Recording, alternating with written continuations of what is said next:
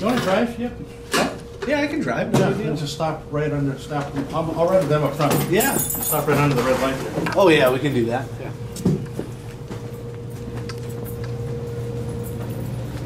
Here, I can open up this So, and make it easier for you. We're gonna ride this one. Yeah.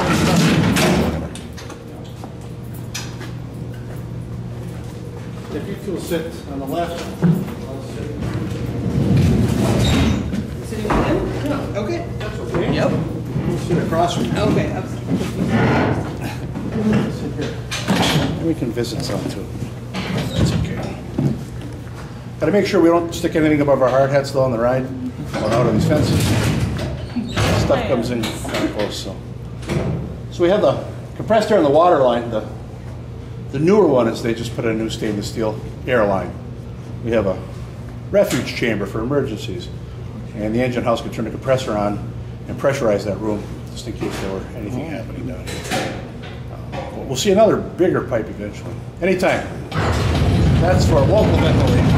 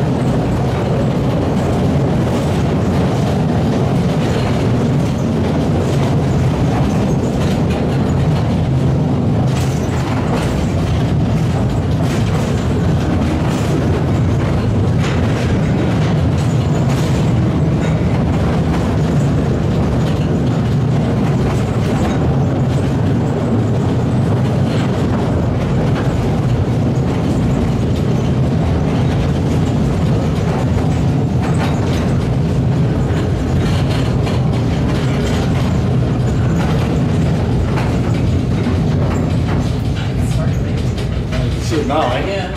The red light, we put that bulb in to indicate this is kind of where we start contacting the iron ore coming out this way.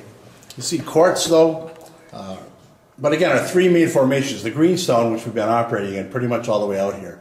And now we're seeing what we were talking about in the lunchroom, this banded iron formation. The red is the jasper, and the gray is iron ore. Like I said, it's not profitable to try to extract one from the other because the jasper here is the hardest rock of all. So this stuff's really difficult to drill in. But it's next to our ore deposits. It's a good indicator. Now, because it's layered, you can tell it was formed at one time flat, obviously, right? Sedimentary. But so much happened geologically here. You had your greenstone, you had banded iron formation and greenstone on top of that. But then things were stood up and folded, and then faults. And fault opening up and hot liquids flowing in is what ultimately created our ore deposits, repeated steps. So we're getting to the edge of that now. And once we get in some of these areas to these deposits, it's pure and it's good size, okay? There are places where there's, well, like James talks about, Dr. Hudak, the geology guy, talks about chocolate chips in a cookie.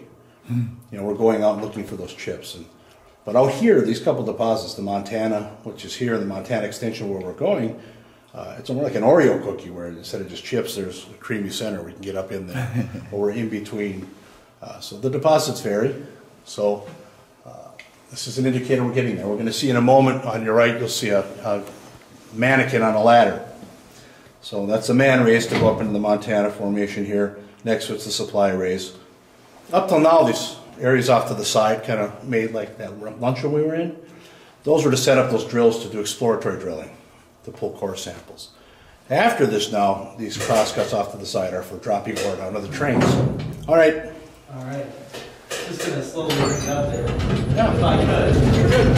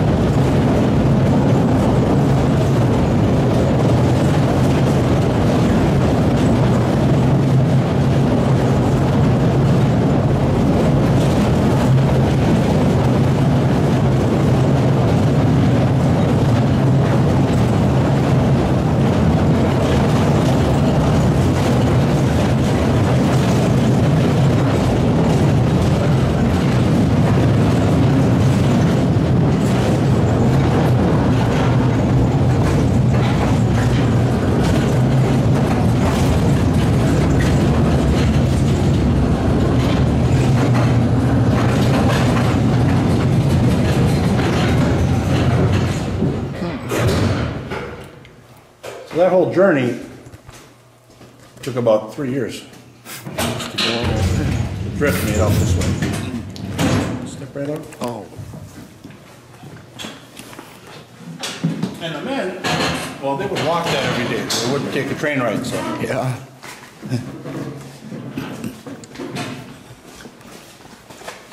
Here we can see the ends of a couple of drill holes. So that's the size. So again, they would in this have to put a pattern of 18 to 24 holes.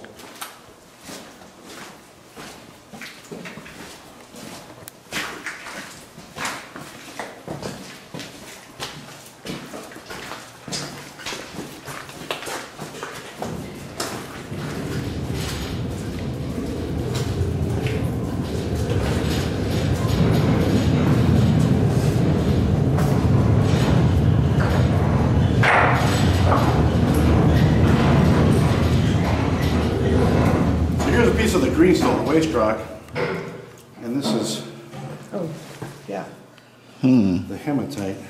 Oh, a little difference in weight. In the theater, and then big chunks like that.